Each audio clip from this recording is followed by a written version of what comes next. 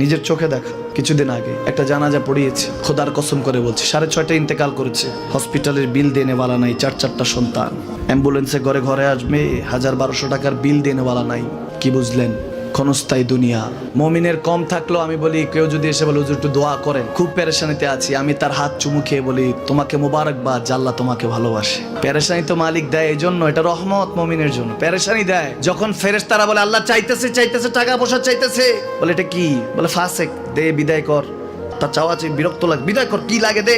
মমিন যখন চাইতে থাকে আল্লাহ আমাকে কিছু লাগবে, যখন একটু করে চায় আমার মাটাকে সুস্থ করে দাও, বাবাটাকে আল্লাহ আমার স্ত্রীকে, আমার আমাকে একটু তৌফিক দাও, চাইতে থাকে মমিন। আল্লাহ বলে যখন ফেরেশতারা দেখে মমিন চাচ্ছে, দেরি করতে পারে না, তাড়াতাড়ি খাজানা নিয়ে দিতে নেবে, আল্লাহ বলে রাখোস না, এত তাড়াহুড়া কিসে? তার চাওয়ার মধ্যে তো প্রেম আছে, একটু চাইতে দেস না। থাকুক না মমিন আর একটু পেরেশান, থাকুক না, থাকতে দেস না।